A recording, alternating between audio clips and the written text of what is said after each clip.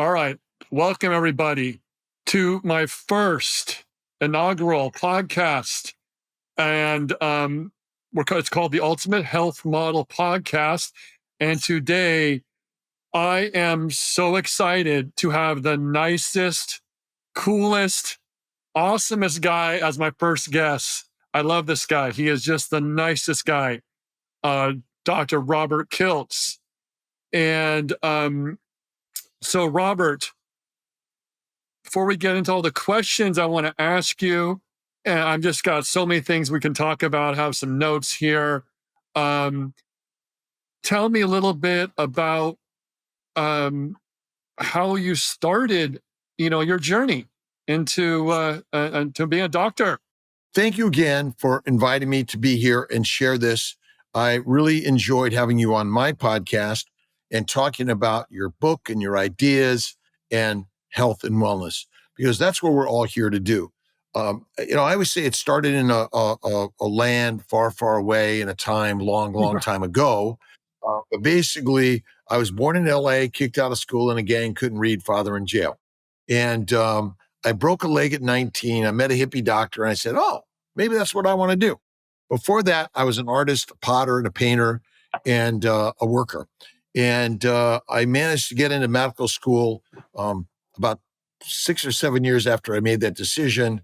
And I've learned so much on this journey of what I have been taught in the pre-med science, the medical school science, and the propaganda of diagnosing a disease and trying to figure out the drug, the dissection, or the other specialist that will keep you a patient for the rest of your life on drugs and many other things. Now, I don't blame the doctors, by the way. I don't even blame the people that are teaching it and sharing it. I have no blame to anyone, but basically what I've learned is that it's the wrong concept and idea. And so I got sick along the way. In my 30s and 40s. I mean, even when I was a kid, I had migraines. I couldn't read, kicked out of school, a little disruptive, ADHD, OCD, and had migraines for years. I had upper respiratory problems, a little bit of anxiety, inferiority complex. I'll use that as even sort of like what I think imposter syndrome, maybe even a little bit of that. But in medical school, I was just learning the standard way. I think I did well.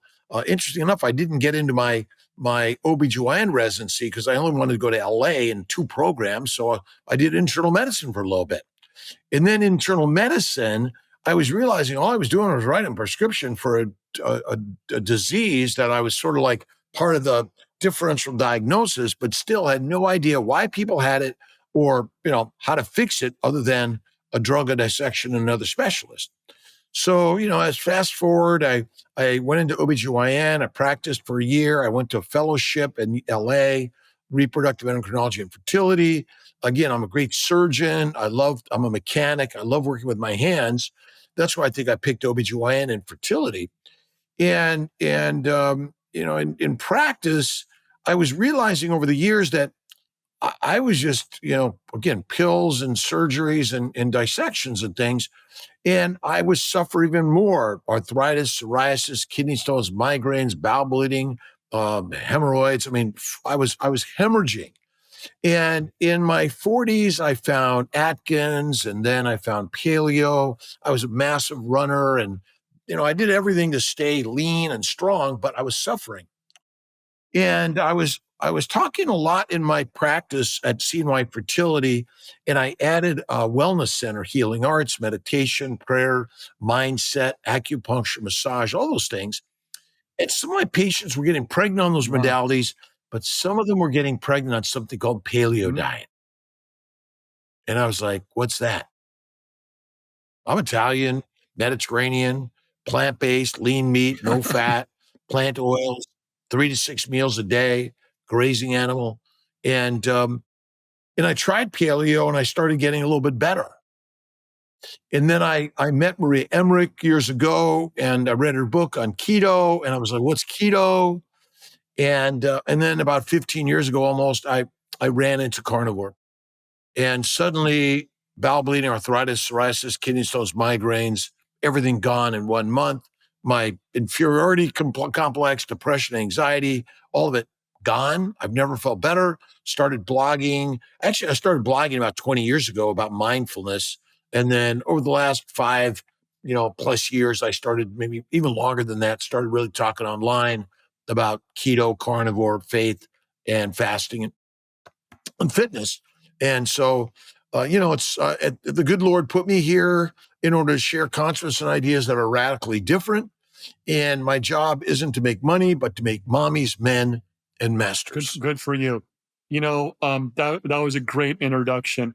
I want to piggyback off something you said there. And did you, when you were learning all these things and you were giving drugs and nothing was getting better, or you were getting sicker, were you questioning things back then too? Like, if all this stuff should work, why are people getting sicker, and why do I have to just have to give drugs? And isn't there a different way? Well, about 15, 16 years ago, my sister Marianne died of diabetes at 52, and my good friend Dave Kilmer died of cancer at 52, and he was a healthy guy. I mean, like, looked healthy, just really just all around healthy doc. He was amazing, loved him. And that's when I kind of like, okay, I understand why my sister who had diabetes since age 4 died, but why did my friend Dave die? And I started looking around at sickness. Now I fly an airplane. I'm always watching airplane accident reviews, trying to figure out, okay, was it the Uh, engine? Was it the wings? Was it icing? Was it pilot error? What was it? I started looking deeply into understanding human health. So about 15 years ago, I started to learn how to fly, a little more than that. And I learned to fly a Cirrus SR-22 Turbo and then a jet, and I fly both of those. And I like to dig deep in the mechanics and the physics, the biology of mhm. all of this. And so I'm an inquisitive guy. I started my own business 30 years ago, CNY Fertility. I'm I like to learn the basics, the whys, but I'm a doer more than anything, and I question everything.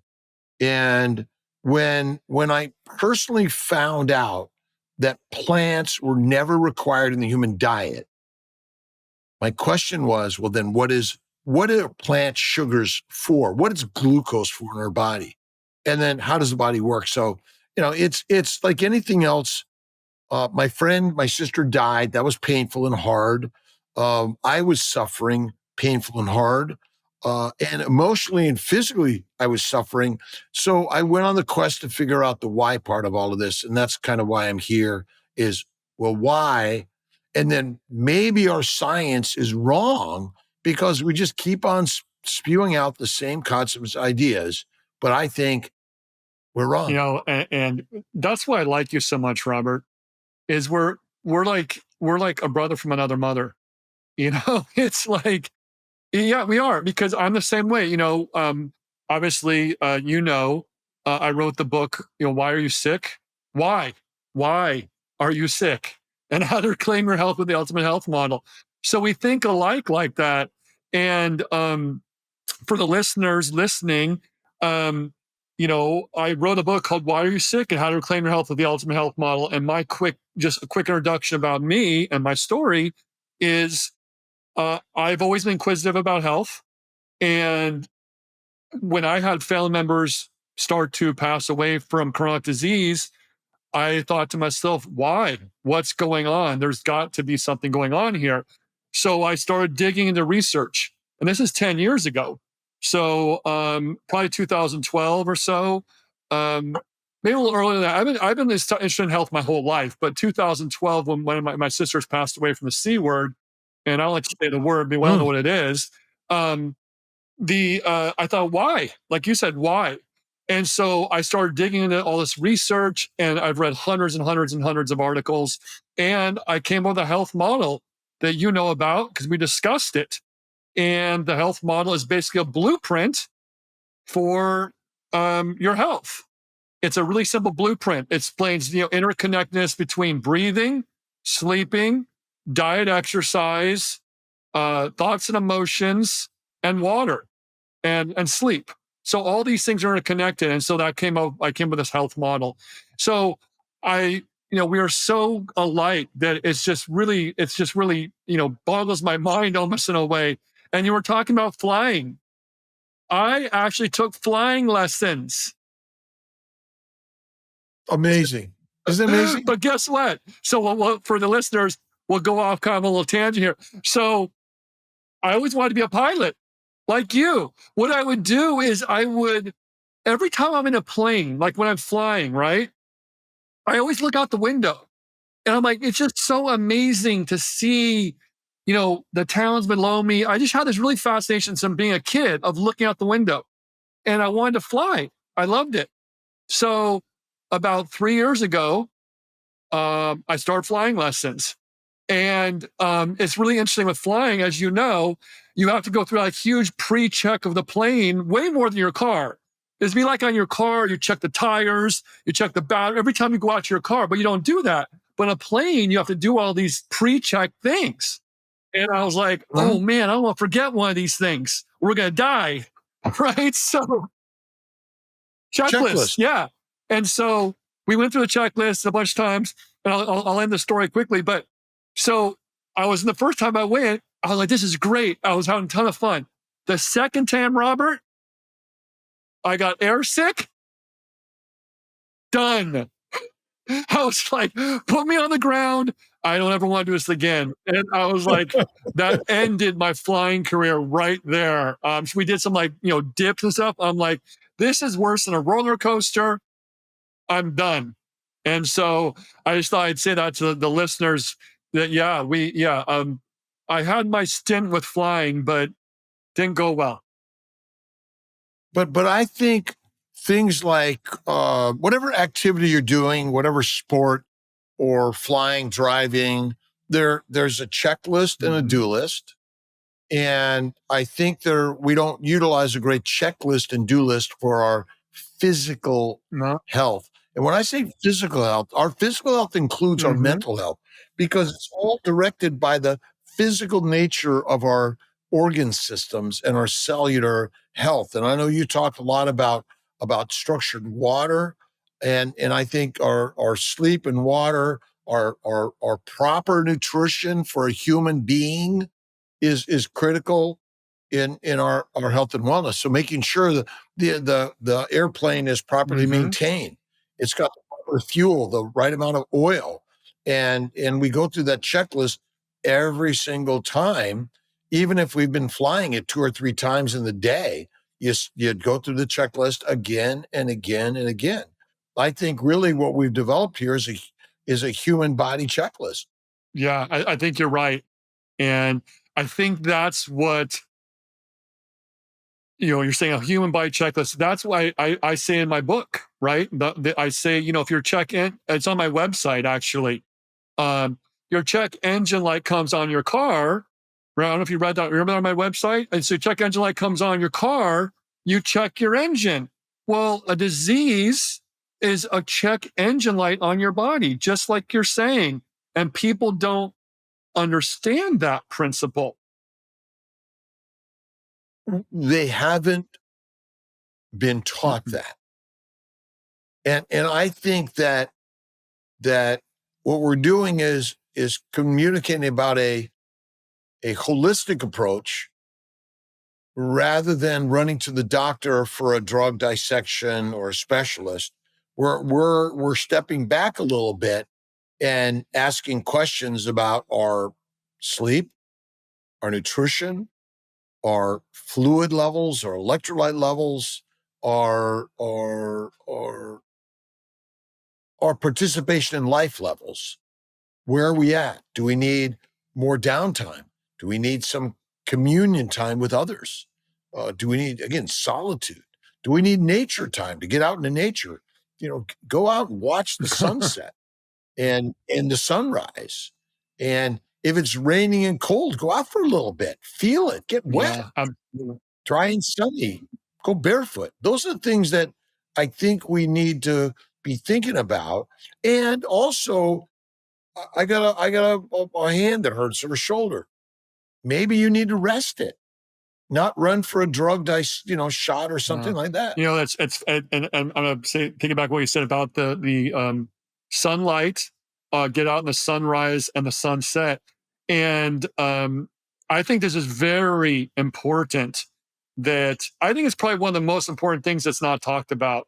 And I for the last I know I've only been doing this for probably about a month or two now since I started really looking into light therapy and sunlight and electromagnetic fields and all that. I talk about a little bit in my book, but I was watching a video about I don't know, a month ago, and the lady was talking about like you were saying, the light. So the sunlight in the morning, the UVA rays and the angle of the sun is actually, and for the listeners, they might not believe this, but that UVA light in the morning are precursors to all your hormones. And I was like blown away. I'm like, wow, and that's just one of the things. And then plus that light starts cortisol production, the UVA light in the morning, right? The sunrise. Also, it starts the precursors on the hormones. And one of the hormone or vitamin A, retinol. I was reading about retinol and I didn't know why it was called retinol. And it's because retinoids are in the eyes. So vitamin A, you make vitamin A from sunlight too. And so it's just Mhm. fascinating. All the stuff that you talk about, that I talk, it's just if you open your mind to it, right? It's just really It's interesting. It's all all there. connected. It's all It, there. It's fascinating. when you're flying an airplane, sometimes if you just if it's out of it's whether it might be stalling or something like that. Quite often you just push the nose down, increase the Hmm. power, and sometimes you just let go of the Hmm. controls, and it will level off. And so sometimes for us, you might think about just, hey, we got to step back and Good let go. analogy. Stop trying to be so Good controlling, analogy. right? And those are really important things that I have found in our health and wellness. It's less is best. Less. We do too much Yep. exercise. We eat too much and too Yep. frequently. We eat too much variety. I think we shouldn't eat plants of any significance or frequency No. personally. And It's real simple. And what you're saying is just basically also in my blueprint. No, you think we should eat no plants, not frequently, uh, not as often, don't eat as often, and that's all in my model too. It's just a lot of this is, yeah, well, keep going. I'm uh, sorry. I always say if you eat our ancestral yeah, diet, right? And bacon, eggs, butter, beef, it's the it's best it. ever. And you don't need anything Yeah, else. it's yeah, It's it's all you need. best. And it's funny you say that because some listeners are going to go, well, about cholesterol, what about saturated fat? And we can go on that in a minute, but it's not, it's just there is no mechanism for this causing problems. And so if you really just think about this logically, I think a lot of people think, Robert, that cholesterol and saturated fat clog your arteries like they clog a pipe. And yeah, no, it doesn't work that way. And if you think about it logically, Robert, why would it work that way? What in what universe would eating something we've been eating for a million years go into an artery or something and then just start to clog it up? It doesn't even make sense logically, does it? Well, your body makes fat and Yeah. cholesterol. Why would your body's fat and cholesterol that it made be harmful for you? I I don't know. Yeah, I mean, Makes it wouldn't. makes No sense sense. whatsoever. Yeah, and so we are basically driven to an idea for whatever reason. People may believe it completely that fat causes disease, but scientifically incorrect. And I say that obesity causes no disease. Subcutaneous fat, visceral fat, renal fats, bone marrow fat, and intramuscular fat, they don't cause disease Now let me at ask all. you. Let me before I don't want to forget this point. Let me Sure. ask you a question about that because um, I believe absolutely subcutaneous fat does not cause disease.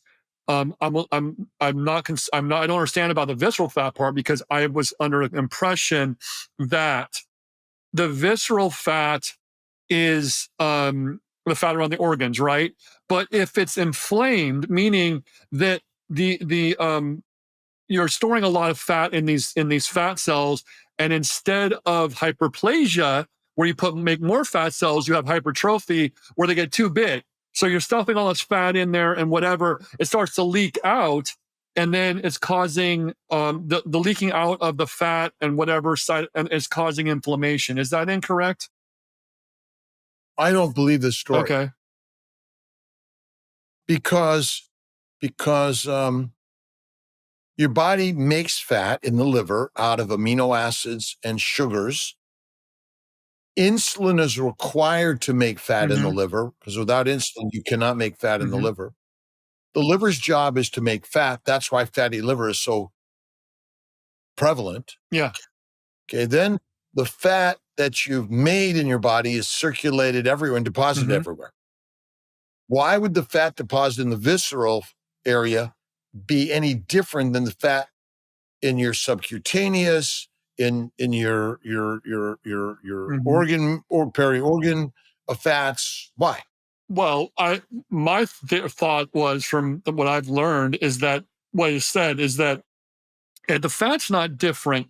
It's just shoving too much in there, like putting too many groceries, like putting too much furniture in your house. You overfill it, the doors come open, and Well, it's gonna well, fall out.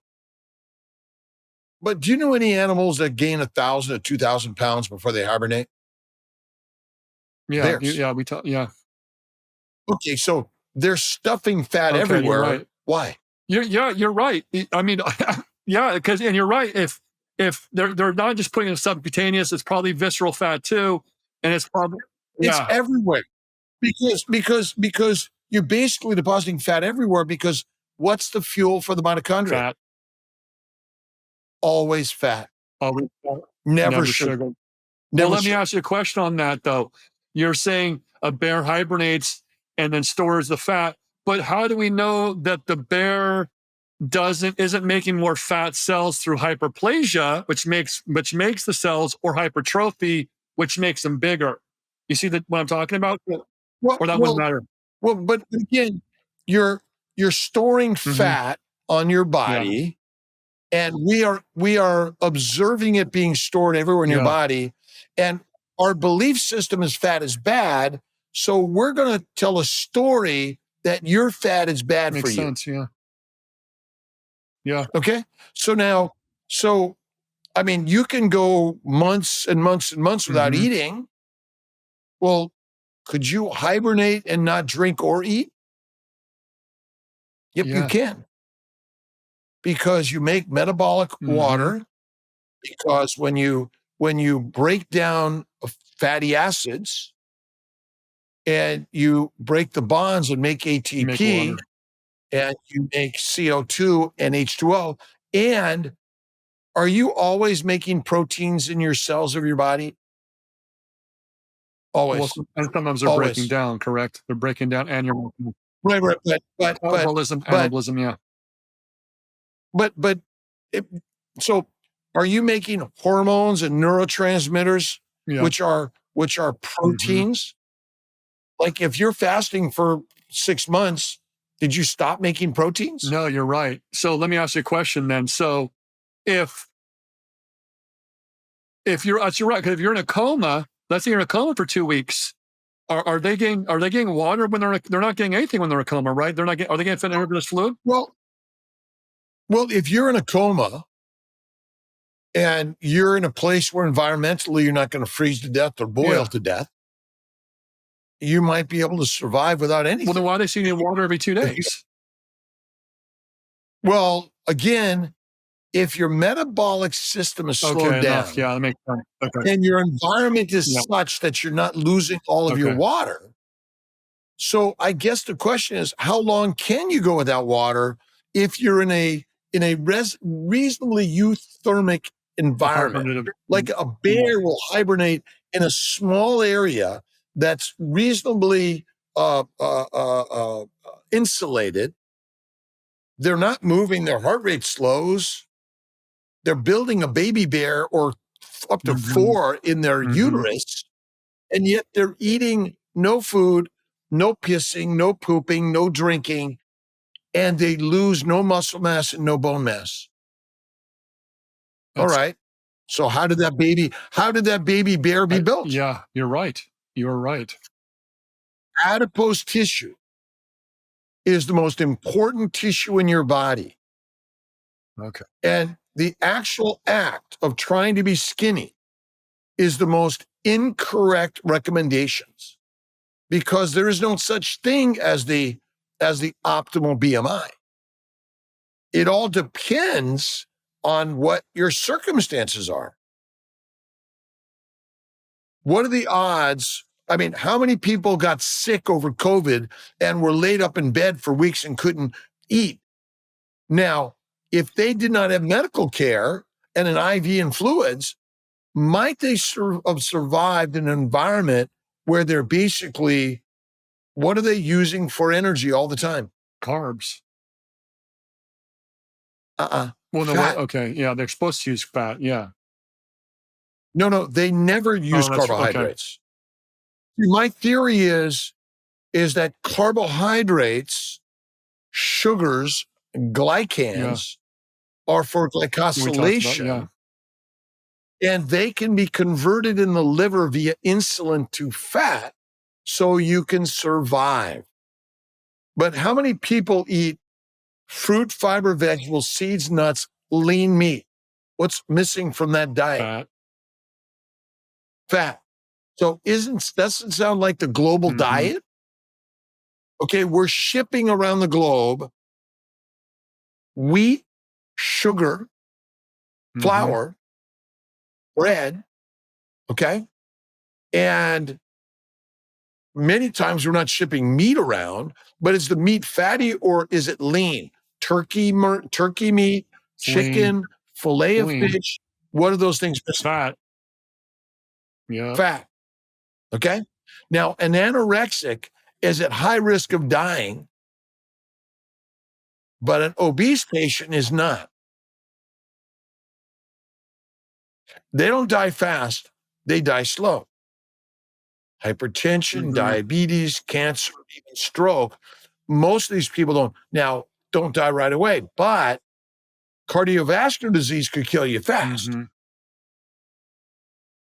So, what if most of what we're talking about in all of our complicated science is actually wrong? And there's a very simple answer. Well, the very simple answer, like we talked about, is the glycobiome. The glycobiome. Sugars. it- so, so are plants part of the glycobiome of the Mhm. world? Yes. So, without the glycobiome, without the plants in the garden, on the hills, the plains, there'd be no plants. The soil would be blown away, washed away. But the plants, they give structure to the soil. They allow the soil not to wash or Be blow eroded. away. Erosion. Yeah. Correct. And so all the micro and macroorganisms contribute to the evolution of the Mhm. ecosystems, and the plants, the grasses, the bushes, the different trees, they actually contribute to the environment, the ecosystem for those bugs and Yeah. animals. It's And so in mhm. us, when our glycobiome is disturbed and the plants or the glycocalyx is Yep. damaged, it causes erosions of the skin, psoriasis, The blood eczema, vessels too. uh, ulcers, blood vessels, the bowel, the teeth, the Isn't that gums, the esophagus, isn't that fascinating? right? You know, I wish I want to stop you for 1 second because yeah, exactly what you're saying. And I was watching a video with Greg Braden, who I really respect. He knows Bruce Lipton. I think you know Bruce Lipton, right? Yeah, you're really good. Yep. I think Yep. Greg Braden knows him too. I wrote a quote from him in my book. The guy is just fascinating. He talks about fractals and holograms, just like we're talking about here, that everything is uh, a subset of something else. So the earth, you're talking about the earth, and the glycocalyx is basically the plants, and the soil is basically the blood vessels, let's say, and the earth is the blood vessels, and then the microbes in the earth are the microbes in you. And so it was fascinating what you're saying there. The glycocalyx is like the trees, and I like to make a lot of analogies in my book and talking because it helps our audience understand. The glycocalyx is the trees on your blood vessels. It's all the plants. It's It's all all the the plants plants. on your blood vessels All the, protecting them.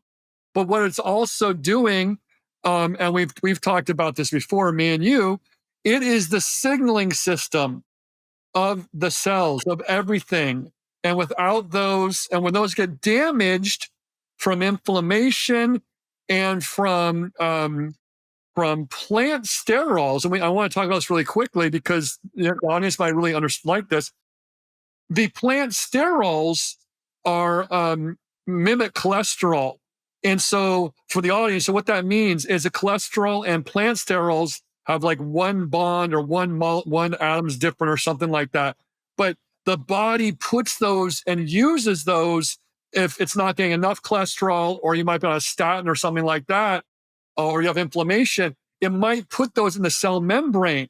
And why is that bad?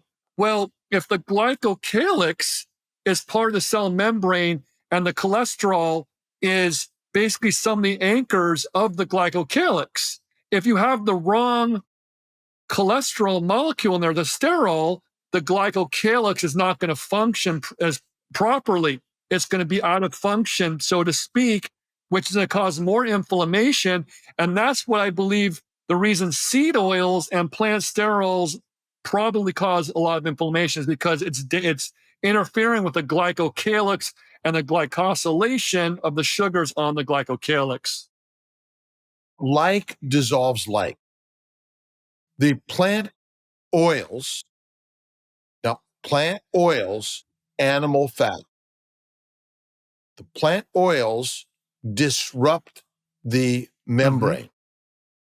So I don't know how much we would say that they're similar, so they bond into it. I just say they're like a paint remover, a paint thinner. And if you think about it, that's what where a lot of the substances initially came from that we use for wood preservation and things like that. It was from the plant oils. So I think they disrupt the membrane along with potentially sort of taking over and being part of the Of the membrane. structure, but they're not the Yeah. same. But let's just say we are capable of eating plants, we're capable of eating animals. And can you eat plants and live a long time? You may be able to. Can you eat animals and and live a short time? That may happen, right? It's a hard one to know which part of this really is a factor, There's other but factors involved. we Yeah. know we know that plant sugars have a different glycobiome. They contain a lot of mannose. Humans don't contain as much mannose. And so the foreign sugars are like a barcode that says friend or foe. And so the plant sugars, the glycans, and there are infinite varieties of glycans, by the way. And I think the glycobiome is how we evolve. Our outer gene expression is mostly factored in the glycobiome, not the DNA. And so I would say that, as you said, there, because we eat a high plant-based diet, but think about it. Who amongst us ate a lot of oil 50,000 years ago? No, Nobody. what's going Because on? the plant oils only came into play when we learned more industrial methods. And if you think about it, even the grinding stone that was used to make flour is an industrial product, or human beings getting a mortar and pestle for using in grinding. That's a modern tool. But if you're just simply going out and eating the plants or the animals, you're going to get sick from the plants more so than you'd get sick from ever eating an Yeah, let animal. me ask you a question about that. So Sure. for the audience, make this clear. So they're saying there are barcodes on the base of the sugars, the glycans of the plants. So if I'm understanding this correctly for myself too, if the glycocalyx has barcode, so the glycocalyx has these basically trees called glycolipids and glycoproteins, right? So if you're talking about like the membrane, they're proteins on membrane proteins. No, they're sugars that attach to either a Yeah, lipid, or a protein. or Yeah. protein, or Okay, another so sugar. let's just say they're attaching to a protein or a lipid, right? So like it's a tree. So on the sugar on the tree, basically part of the glycocalyx. Yeah. So the tree. Yeah. So let's say The yeah, membrane, let's say the glycans are the like leaves or the branches. So if another uh, plant toxin comes along and attaches to a glycan on that, then if it's not the right, it's going to cause inflammation and maybe leaky gut. So that could be a cause of leaky gut too. It attaches to the glycan like a receptor, like it binds like a barcode, and it's the cell goes, that's not well, correct. poison ivy. Yeah. Does it cause Yes. inflammation? Absolutely. Yes. So the sugars are the cause of inflammation. And the whole tree, the leaves, the root, the stems, that's the whole the glycans. Okay. And the glycan is attached to a protein or a fat or another Okay. sugar. Okay. Okay. So uh, lipoproteins, Hmm. chylomicrons, VLDL, uh, LDL, and HDL, those are glycolipoproteins. They're not just Okay. Yeah. Yeah. lipoproteins, they're glycolipoproteins, which gives them their proper function. When the sugar layer is damaged due to foreign sugars, every time you eat a plant, you're eating a foreign Hmm. sugar that causes glycation, which is the abnormal binding of a sugar, because sugars are kind of sticky, aren't they? Yeah. And they like to stick to things, and they have a negative charge, and that negative charge, it disrupts your normal glycocalyx, which causes the breakdown of the trees, which causes the soil to erode, the epithelial layer to erode, uh, for turbulence of the movement of the The blood. Yeah. fluids, Yeah. right? You get eddies and flows, and you get erosion, like the erosion of the Yeah. beach or a river, or think of the Yeah. desert, right? When there's a desert rainfall and a Hmm. flood, that can be very eroding. In general, where there's lots of plants, the rivers exist better, and there's less erosion as rapidly in general. Okay. Not all the time.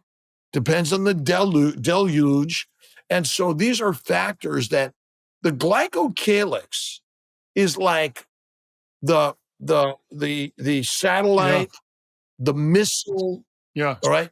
So on every immune cell, there's a signal that's sent out. It says, I'm in Yeah. trouble.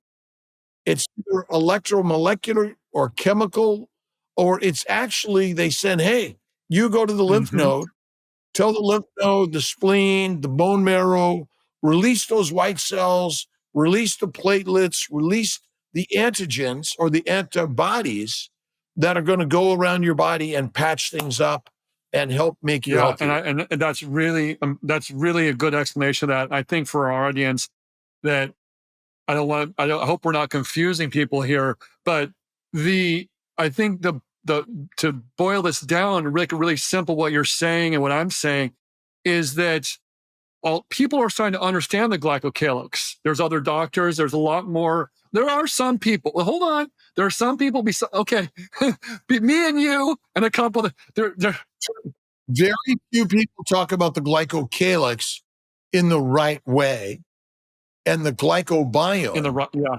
in So the let right way, in my opinion. Not, but as we're yeah sharing it and we're hearing more people begin to yeah talk about it, but ultimately it's the damage to yeah the glycocalyx that likely is the cause of almost yes all disease, yeah. including So cancer. let's talk. Let's so basically for the audience, the glycocalyx. I write this in the book. Remember I write the glycocalyx is the satellite system of every cell, and so if that needs and that needs to be understood in a very profound way to help us understand disease, because that's where basically all of it comes from, as well as what's called structured water, because structured water and glycocalyx work together, I believe.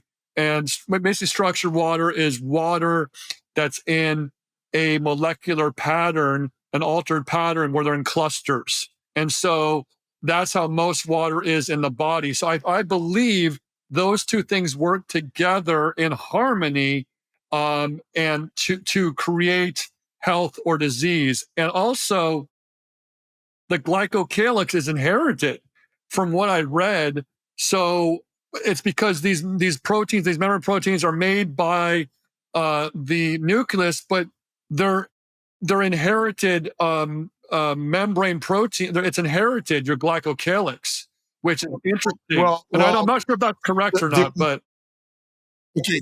So if you look at Essentials of Glycobiology or the Sugar Code, there's no the DNA that directs the glycocalyx is not really yeah, found. Okay, and that's and interesting. so it's, but there are some enzymes that are responsible for this, but ultimately it's so almost like it's electromolecular attachments, and it really is. Structured water is only structured because of the sugar crystals. Yeah.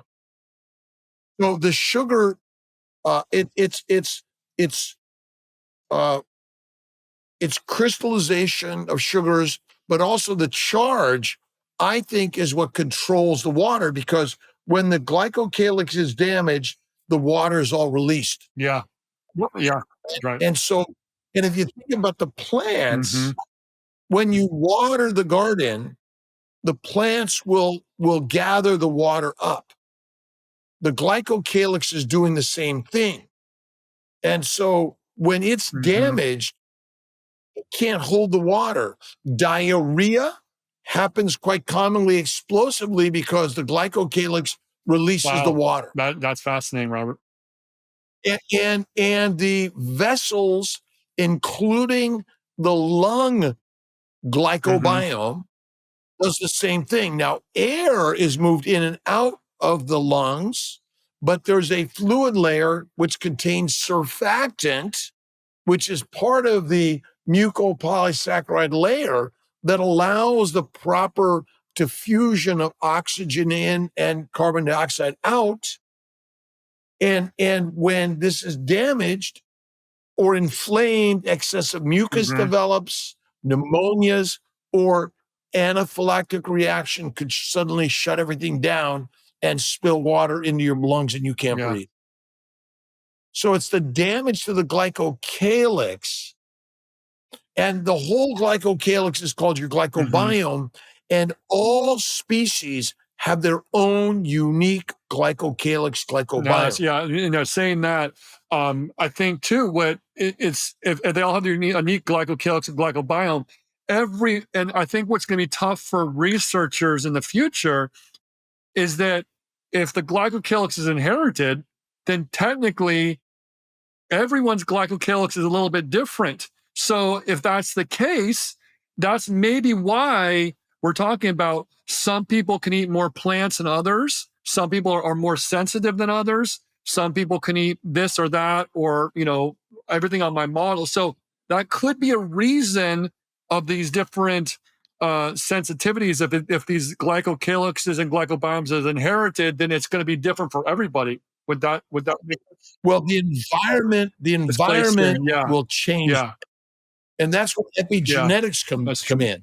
So the outward expression is determined by the glycocalyx, not your Yeah. DNA. And so this is the hard part.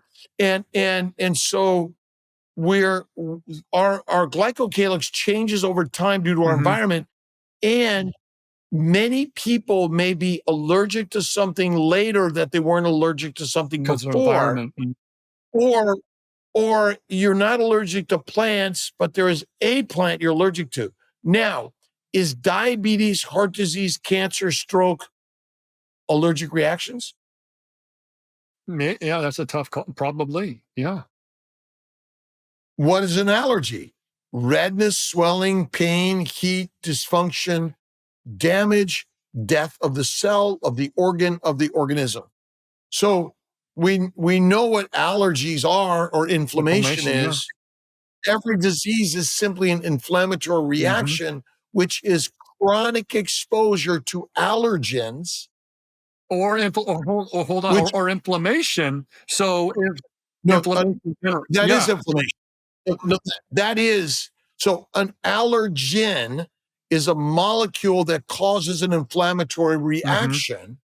An allergy is an inflammatory response, which includes swelling, Absolutely. pain, heat, redness, damage and dysfunction, or damage and death of the cell, of the cluster of cells, of the organ or the organism. So when we talk about allergies and inflammation, they're The one and one the the same. same. Well, let me ask you a question then. So if I absolutely believe that allergens are causing, but everything. So if we go back to the model that I created and my book, stress causes inflammation, and inflammation causes stress. So if an allergen is causing inflammation, what I absolutely believe is correct, what you're saying, there's other things that cause inflammation. So if you mouth breathe, we didn't go into that, but mouth breathing, which a lot of people do, that causes inflammation because you're getting less oxygen. So it's not particular an allergen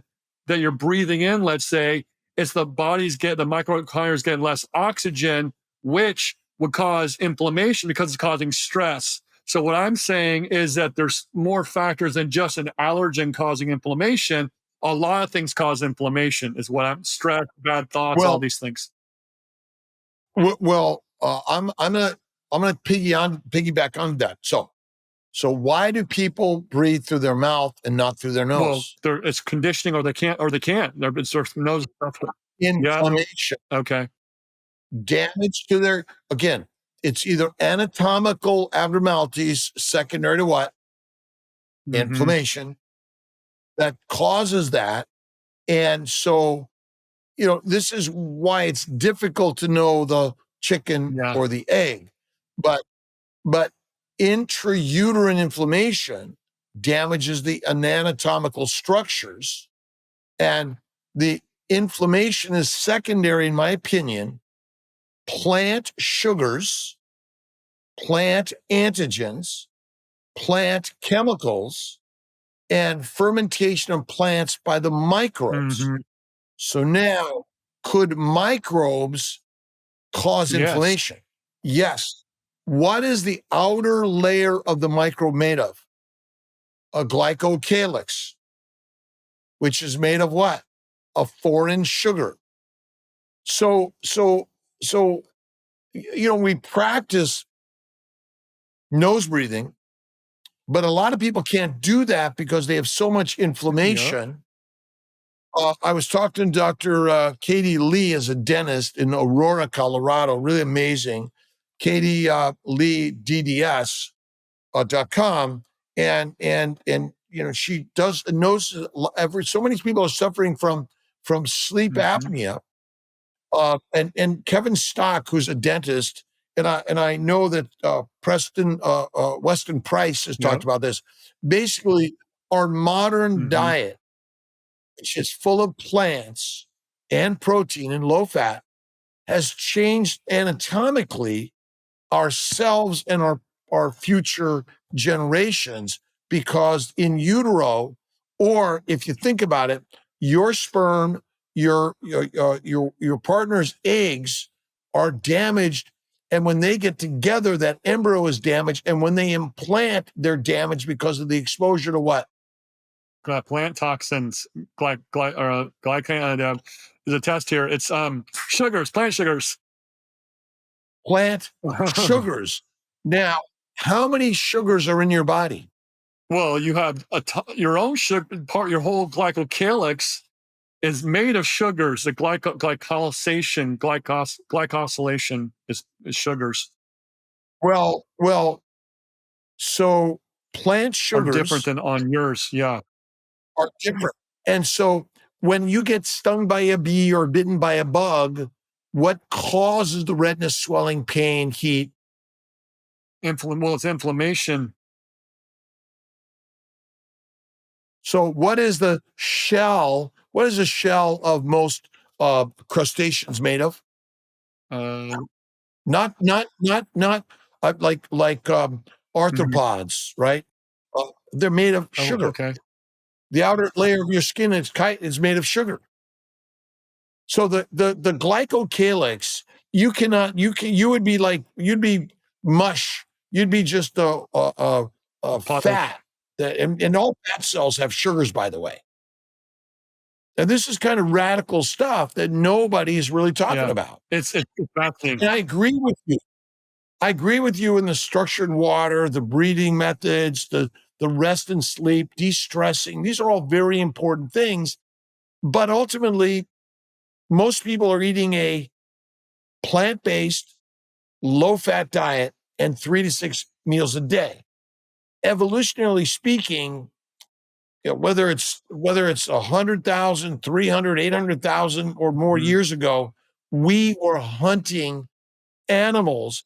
We didn't get the pots and pans out and saute them and get some vegetables and saute them. You better eat that raw meat fast Saute. because someone else is going to I love, get I love that, and it's funny you say that because um, I didn't write this in my book, but are there cave paintings of a guy eating a salad? zero. I was watching Kent Oh, I like Carnivore. him. Kent Yeah, Carnivore. He's a yeah. good guy. I think he's in New He's in England. England. Yeah, I know he works with Stephen yeah. Thomas and some others. Great guy, and really had a great video earlier today. I took a shot of it, sent it to some friends to share it, because we evolved as hunting animals. We came out of the trees not to eat the grass, but to eat the grass eaters. Can you imagine you and I just going out there right now and cutting the plants and bringing them in, blending them up in a blender and I eating them? wouldn't. No. I'll see you in the Yeah, emergency room. yeah.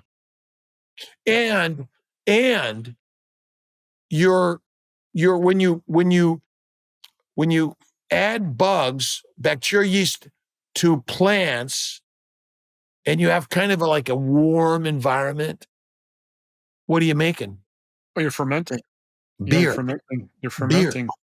Okay, so are you fermenting in your gut if you're eating a plant Yeah, diet? it's causing Well, inflammation. is that good for our No, children? Our adults, our parents, our brothers and no. sisters? It isn't. So I always say Occam's razor, the simple answer is the one. Yeah, it's common. Eat the It's meat, common sense. It eat really the goes meat. back to you know, and I I say this a lot too in my book, and it's just what makes sense. If you want to eat plants, go ahead. If you want to eat meat, go ahead. But just use your head, use common sense. I mean, we didn't eat Snicker bars a million years ago. We didn't have cookies and candy. We didn't have cell phones. Try to go back to um, a way of nature that's as natural as possible. Eating meat, The challenge is hunting animals is hard. yeah. And so we figured out that we can eat certain Hmm. plants if you soak them, grind them, cook them, Hmm. ferment them, and they're less toxic for most of us. But did we eat 3 to 6 meals a day for the first 3.5 No, million we didn't. years? And saying about we can eat plants. Yes, of course we can eat plants. But if we have to do all these things to them to make them edible, maybe there's a reason for that. Maybe we're not supposed to eat them. We can if we have to. So, for the listeners, understand that, yeah, you can eat plants, but fermenting them, boiling them, pressure cooking them, steaming them, heating them, um, maybe that means that they're not really designed to be eaten unless we have to. Unless we have to, and we can't Well, find anything else. what do you have to do for a cow to eat it besides kill it? No, nothing. Nothing. Nothing. No. Nothing. And it has no toxins.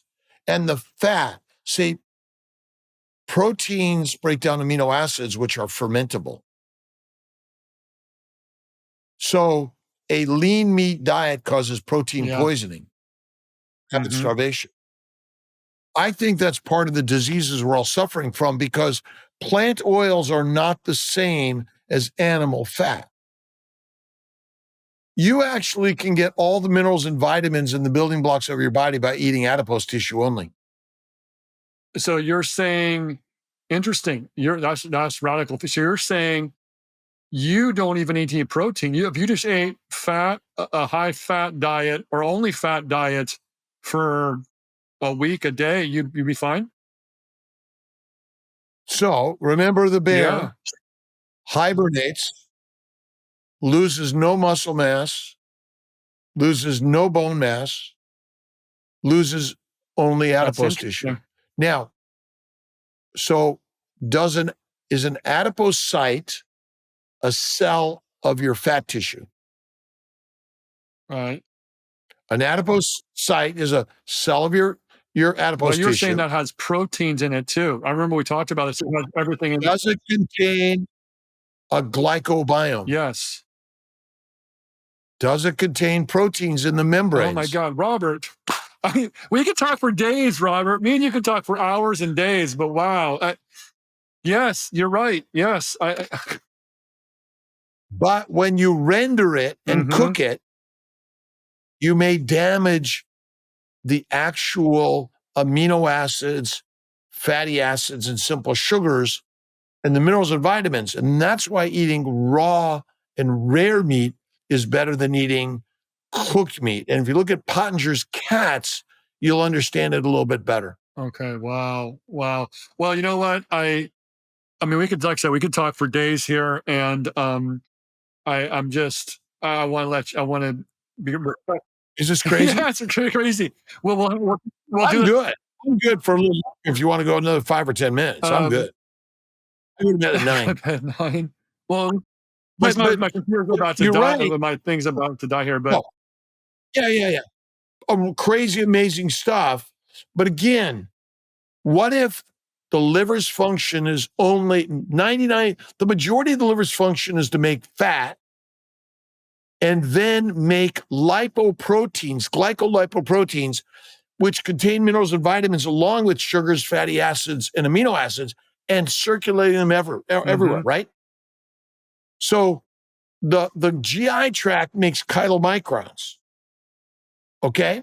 The mhm, chylomicron is mhm. full of cholesterol, fat, amino acids, fatty acids, and Let me so sugars. hold before we go further on that. I know that. So you're saying the colon macarons contain, and that's what when you absorb cholesterol into the bloodstream, it goes into the intestine, or excuse me, into the intestines. It goes through the intestines into a chylomicron.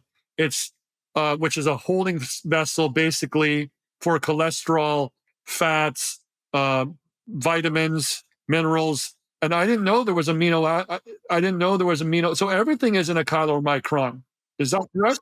Well, does a chylomicron have a membrane? Well, yeah, but I'm saying in. So if you want to be specific about, you're saying, yes, it does have a membrane, which has proteins on it. But I think our audience, or some even doctors, would think that, oh, it doesn't have proteins in it, but they're wrong, because what you're saying is no, because it has sugars on it, because it has a glycocalyx, and has proteins because it has the protein membrane, or membranes on the proteins on the membrane. It's All all the same part thing. of the membrane. Yeah. Right. And then remember, the chylomicrons go into the lymphatics. Okay. They don't go directly to the liver. So in the GI tract, now, how many people eat fat? A lot. No, no, no, no. Remember, what's the standard global diet? Grains. Yeah. It's plants, lean meat, and olive oil. You're not talking about animal fats. Yeah. Okay. Very few people eat animal fat of any significance or Yeah. frequency. So remember, most of the meat in the ribeye steaks I buy are devoid of what? Fat. Fat. That's why I get the fattiest grain finished meat I can, because I don't want lean meat. I want fatty meat, and I add butter. But remember, so if chylomicrons go to the lymphatics distributed everywhere, in order to be deposited where? Everywhere. Yeah. Everywhere. Liver tissue. Okay. So now, how many other mammals cook their food? None. None.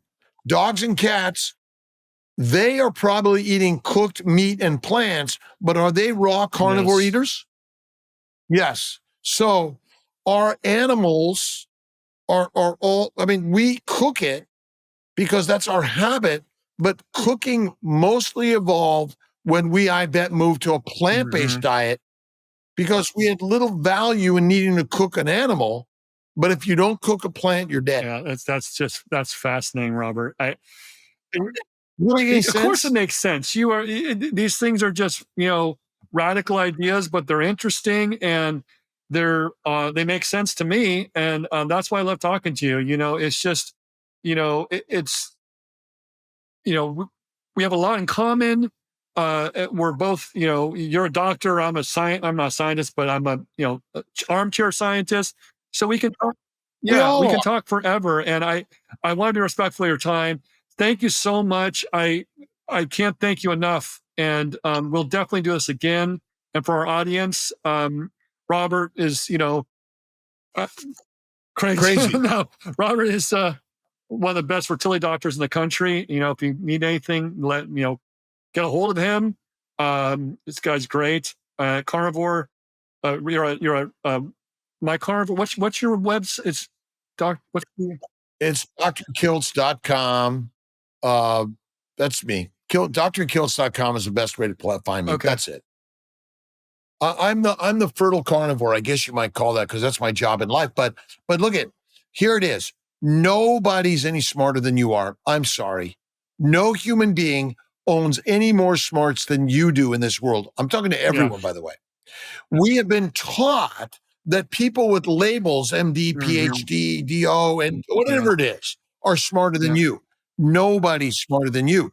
They may have more knowledge and experience, but they're biased. See, the problem is we have biases from our training. You have to let go of all the biases. Yeah. And you have done that. Yeah, and you have done that. And that's what's just remarkable about what you're doing, is that you kind of think outside the box like me, and for me, that's why I came up with my book and my model. I thought outside the box. I thought, well, what makes sense? If the body is a perfect machine and it does nothing out of place ever, then and that's kind of how I wrote my book. And my philosophy is I work my way backwards from the body is perfect and the universe is perfect. And so work your way backwards. So once again, thank you so much, Robert. I really appreciate it. All right, you take care. You're the best.